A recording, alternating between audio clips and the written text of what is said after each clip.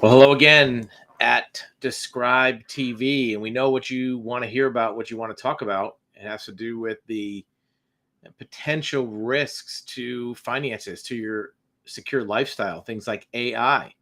And there may be some indications that parts of AI are being banned, and we'll take a look at that in this episode. Also, are there price crises with electric vehicles? Is there a crash in the crisis or in the prices of EVs? And why is that happening? What does it portend for the future of that type of vehicle? We're going to talk about the end of an era for a very unique loophole with vehicle titling. And this may seem like a small niche subject for a lot of you, but it's an interesting um, loophole that existed for almost 20 years where you could kind of get around some requirements for titling a vehicle that now has been shut down by one notorious state in the country. We're going to talk about business goals. Or on the one hand, there's an example of a $50 billion business. On the other hand, an example of how to create a business when you know nothing about business or about that business. But as usual, one of the most prominent subjects that people like to hear about has to do with um, housing and real estate. And in this case, it is very specifically about affordability. Look, there's a lot of opinions about how much you should spend for a house. And this is the title of the article that was in the Atlantic. It says even the experts don't know for sure. Well, that's because they're not really experts. How much you should spend really depends upon your scenario, but there is a lot of good rule of thumb to go by. First of all, it's a percentage of how much you have left over after your other expenses. So if you make 100,000 a year, you might say, well, I should spend this much for a house. It also depends on other things. Do you have other obligations? Do you have child support, spousal maintenance from a prior marriage? That makes a difference. Do you live in a high tax state? That makes a difference. Do you have high car loans? Makes a difference. Are you in a geographical area which has a high cost of living? But one of the things that they get into in this article is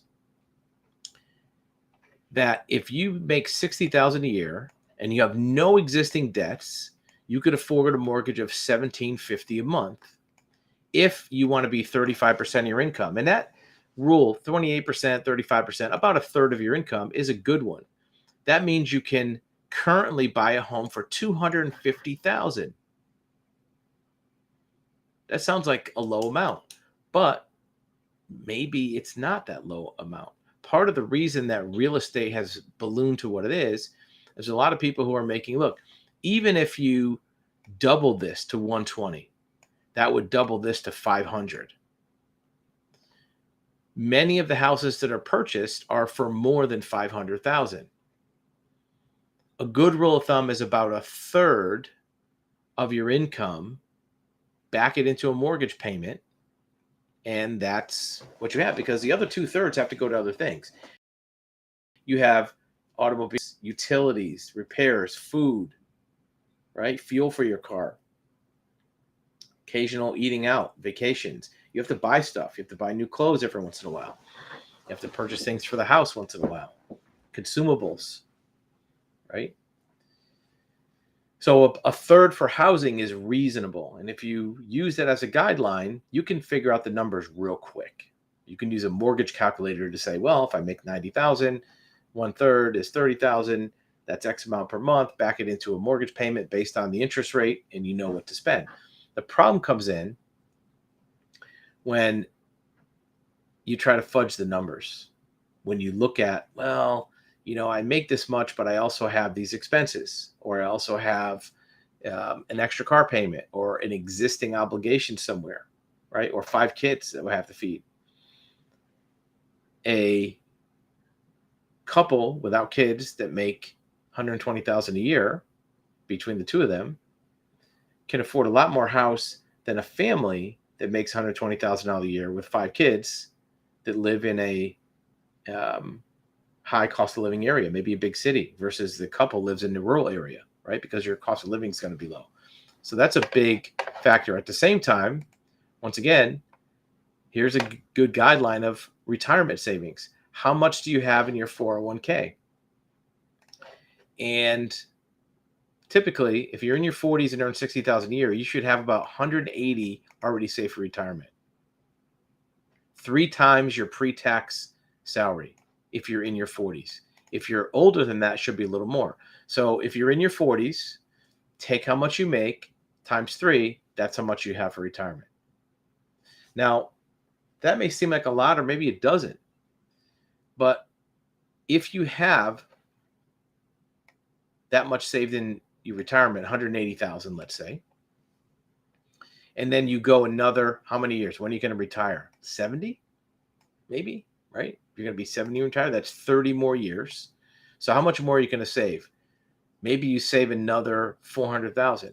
So now you have roughly 600,000, let's say, and you're retiring at 70. Is that going to be enough to last you the rest of your life? Well, if you make 60,000 a year and you have 600,000 saved up, that's 10 more years of money until you run out.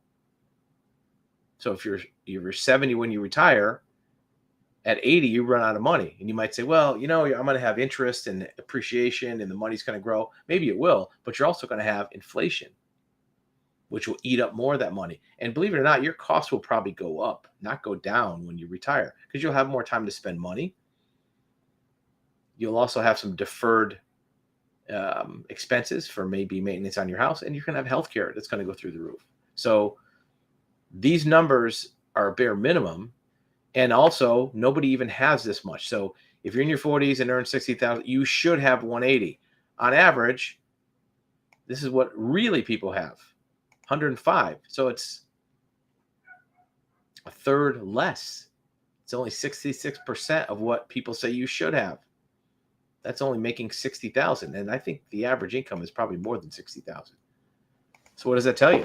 That tells you that there may be a retirement crisis coming in 20, 30, 40 years. What do you think about all this? So in addition to that kind of crisis, we also have another person coming out. Earlier today, we had a major bond trader that said people are going to run out of money at some point. And here we go. Another high-end financial expert, Wharton professor, says people are going to run out of cash. That's the second time we've heard that in a week from financial experts, that people run out of cash. What is going on with the same story coming from multiple places? Is there going to be a major cash problem? So after the quick break, we're going to talk about EVs, artificial intelligence, automobile industry. We'll do a quick circle around some business income ideas. But the first thing we're going to do is talk about the 2 major subjects that will be more part of the world of daily lifestyle 5 years from now: electric vehicles and AI. Right now, they're probably 0% of your life that you think directly affects it. But in 5 years, they're both going to be major, major factors. Be back. Listen in a minute.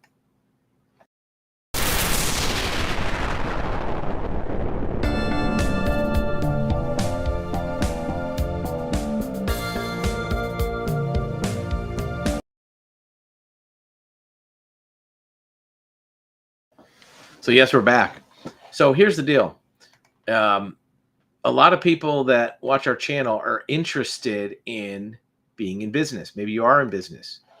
And this is one of the biggest fears that people have is, what if I don't know what I'm doing, right? You have no idea what you're doing with business. You don't really have to know that much about your business. You have to know about math. You have to be able to do the math on a business. Expansion is a necessary step in growth for a business. If you're not expanding, you can't, there's no such thing as staying the same. Growth should be exciting, and the way you do it is you have to plan and you have to be strategic. You can't just say, well, I'm just going to do this. I'm just going to go for it. As a good example, there was a um, restaurant which had opened up. See if we can find the article. Um, I'm not gonna bore you with finding it.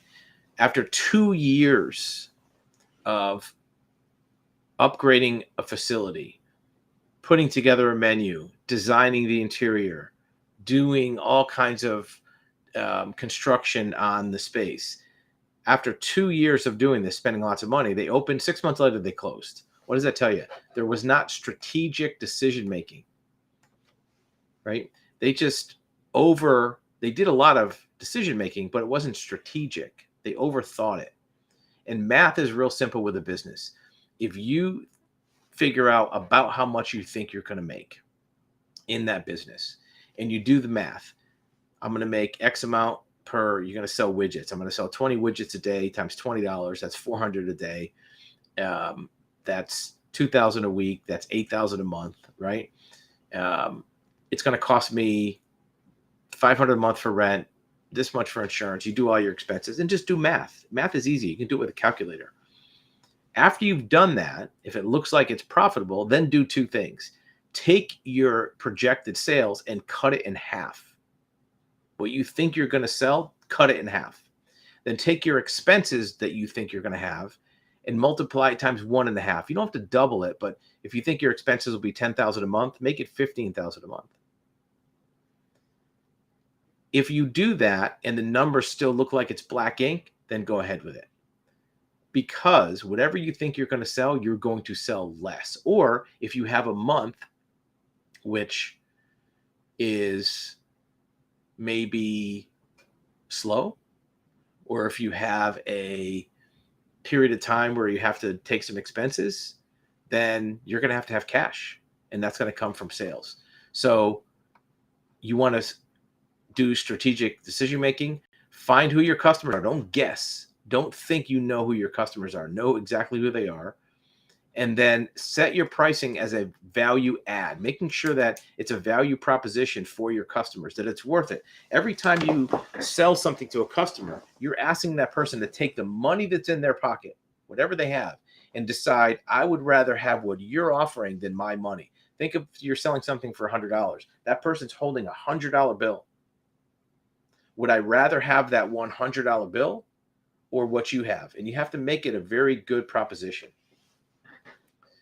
How big could it be if you grow a business? Well, take a look at Lithium Motors. Lithium Motors is a company that is in Oregon, and this is their current building. At that location used to be a little small mom and pop car dealership back in the 50s. And it was a family who had this dealership. Tragically, in I believe the early 60s, the father was killed in a car accident. One of the sons bought out the business from his mother and grew it into a business that now they're trying to get $50 billion in revenue. And they're close. They're buying up businesses left and right, buying up dealerships. They own a bunch of car dealerships around the country.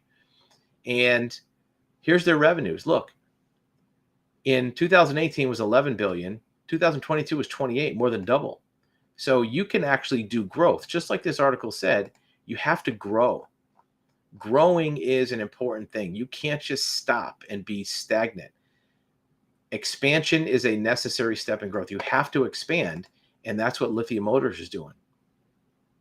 And they're growing by adding to their portfolio, but also making their businesses bigger. So business can grow if you are strategic, and it could be big numbers, 50 billion. Now, you don't need to have a 50 billion. Think of what number you need to have. Does it have to be big? Maybe. It has to pay your bills, but also put some money away, because if you don't, you're going to only have 105,000 in your 401k and have a tough time retiring. So make sure that you're planning for the future. What are we going to talk about next? Let's talk about ransomware, cyber attacks. This is a big deal. This is something which is affecting businesses around the country and individuals, and even what's called family offices. If you have a significant family holdings, you may be also subject to being attacked. Let's take a look at what we're talking about.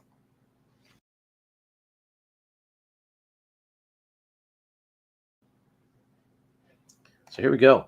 How much is ransomware costing? Well, guess what? It cost 449 million, half a billion, just from extortion from ransomware. How does this work? These hackers, these companies will break into your system. How do they do it? Well, see all these computers behind me? Every one of them is connected to the internet. In your company, every device on your desk, your mobile devices, your tablets is connected to the internet. And if a hacker finds one of those devices that doesn't have the right antivirus software, that doesn't have the right firewall, that doesn't have the right email protections, or if a person using that device clicks on the wrong link or they answer the wrong email, next thing you know, they're in. And once they're in, they can get to all the other computers in your network. And what they do is they lock them up, they shut them down so that you don't have access to anything. And when they do that, they know that your whole business is running on your computers. And if you don't have your computers, you're out of business. So what they do next is they send you a ransom demand. If you pay me for $100,000, $50,000, I'll unlock your system. And you have to pay the money. And that's where $500 million was paid last year. How can you prevent it? Well, you can do cyber insurance. You can do cyber defense. You can do IT protection. One of the most important things, if you do have cyber insurance, which the experts will tell you, is if you do have any kind of event that goes along with that, you have to do early communication. If you suspect you have any kind of hack or attack, you want to contact your insurance company very, very, very quickly. If you delay, they'll question it and you won't have as much response time. This is right from the insurance company. If the insurer hasn't worked with the insurer up front, new forensic accountant will have to start the process all over again. And they'll have to calculate the losses in a different way. So you want to contact early if you have a cyber insurance policy. Very, very important. Move on to the next subject that everybody loves to talk about, EVs. EV prices, especially on used EVs, are crashing. It may be an opportunity if you want to buy a used EV, or it may be a sign that EVs are no good. Leave it up to you.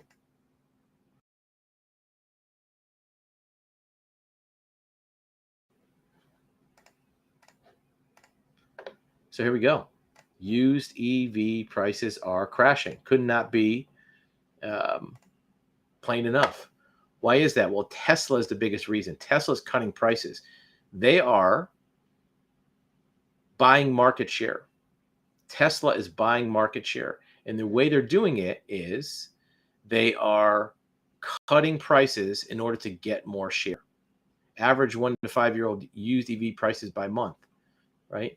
You can see in 2022, they were kind of gradually going up. Now they're going down in 23, less than they were in 2022. Part of it's because the car's a little bit older. Tesla price cuts is the biggest factor on new vehicles. And its used vehicle prices are going down, which affects all the other used vehicles. So keep that in mind. If you're in the market for a used EV, expect to be able to get a deal. What else is going on with the EVs? Well, Mercedes has a new EV that can go 620 miles on a charge. Even if you cut back on that estimate to account for the fact that it might be cold out, or the fact that you might be using your AC, or you might be towing something, or there's a headwind, even if you cut it down to 500, even 450, that's more than the range on most gasoline vehicles. So you're going to see a lot more higher range vehicles coming into the marketplace. At the same time, BMW is trying to keep up with Tesla. They want to sell 50,000 EVs this year. That's triple what they sold in the first 6 months. So they have to up their game, right? Electric only counted for 10,000 units in the first half. Everybody wants to be in the E game. So use it to your advantage. If you're a car buyer, you're looking to get a car, you want to know, um, what's in it for you, because the factories are also facing the fact that the EV acceptance level is kind of in a funk. Early adopters had enough, and supply is starting to outpace demand. There's a market problem. And the market problem is this: after the curve happens, it kind of trails off, right? The era of early adopters ending, and we're sort of in no man's land between enthusiasts snapping up vehicles and regular people who just want a better car, right? The first people who bought EVs were kind of like techie, nerdy, geeky type people that just wanted something that was interesting. And I get it. That's a valid point. You want to see how the new car is.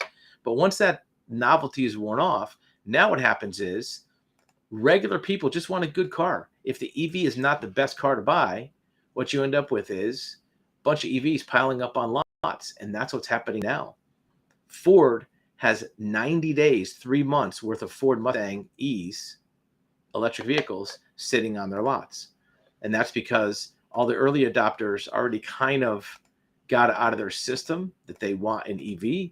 And now what's happening is normal people are saying, is this really a good car? Maybe it is, maybe it isn't. We're not making that judgment, but that's what the people are doing when they're making the decision about their next car. It's a very, very classic market scenario to have happen.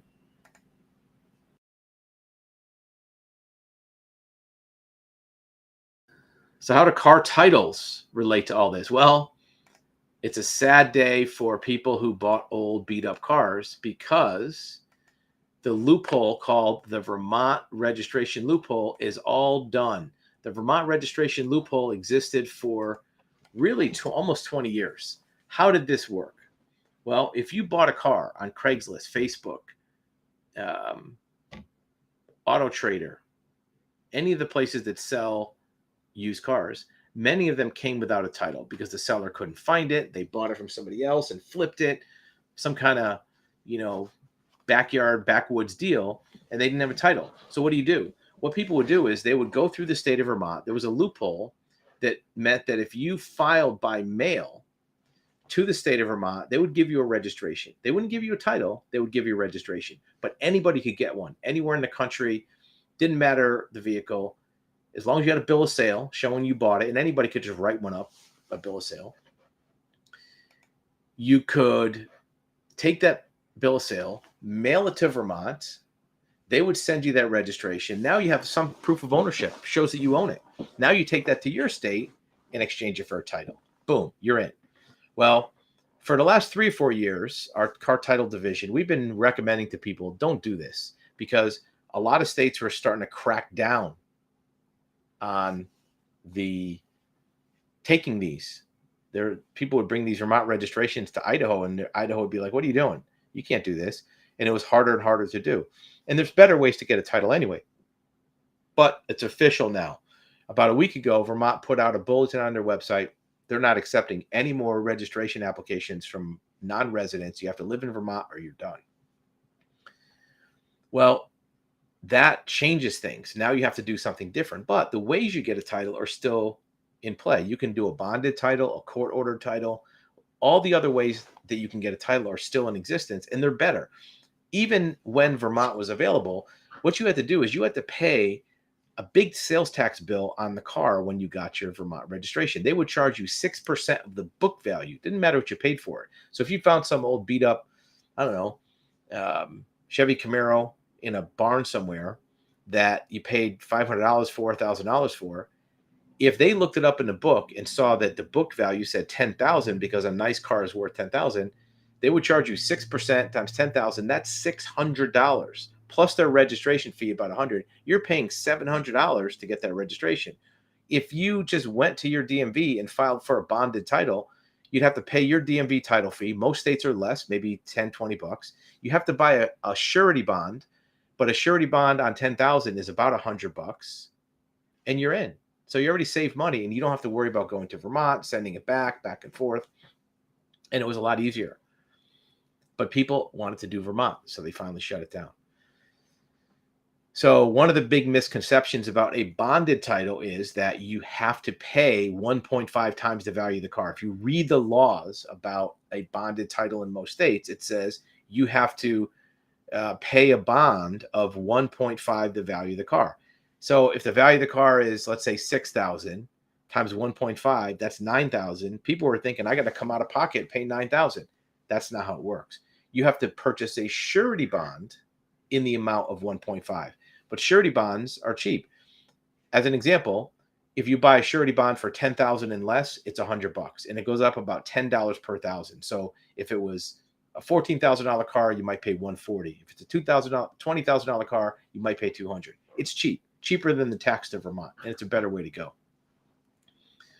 Another factor that people were running into with car titles is what's called a VIN verification or VIN inspection. People were trying to avoid having a VIN inspection done because you have to have a police officer come look at the VIN number, make sure it's legitimate and it matches your paperwork, check it on the computer, make sure it's not stolen. People want to avoid that. But here's the thing. We talked to a customer today who had a vehicle they purchased, never got a VIN inspection. They had it for 10 years. It was an old 60-something Mustang. And they went to go title it, and the title division said somebody else has a title with that same VIN number. They just got the title last year. They still have their car, so it's not like the car's missing. What probably happened was somebody took a vehicle, 60-something Mustang, that has 3 or 4 VIN numbers on it at different places, on the firewall, the cowl, the door jamb underneath, and they cut the car into parts, and the VIN numbers went to different cars. So the fact that they did not get a VIN inspection means that they probably are not going to be able to get a title for that VIN number because somebody else beat them to it. They already have it. So car titles are important. Here's another example where people are getting really, really screwed over on car titles. This is a dealership in Atlanta that shut down, and the buyers have no titles. There is no statewide system to help buyers who are stuck with cars they can't drive. They would buy a car from the dealership, get a 30-day temporary tag, and if the dealer did not file the title with the DMV, you're out of luck. The dealership's empty. Look at the picture, right? Why wouldn't the dealership give you a title? Well, what if they didn't pay for the car yet? What if they bought it at an auction and just bought it on credit? What if they bought it from a buyer that traded it in, that had a loan and never paid off the loan? There's a lot of reasons why the dealer wouldn't have a title. And there may be hundreds of people who have no title that bought the car from the car spot. Looks like that's the name of it, allegedly. Always have to say that. And now they're out of luck. So that's why you have to look at some of these options that we have on car titles, because you might have to do a bonded title. You might have to do a surety bond title. You might have to do a court order title, because if you don't, you're never going to get a title for your vehicle, and you can't drive it without that. So last subject is, drum roll please, AI. Is AI being banned? Is it being regulated? Are there more dangers with it than people know about? Well, it looks like there's some authority figures stepping into AI to try to prevent it from overtaking or doing anything illegal.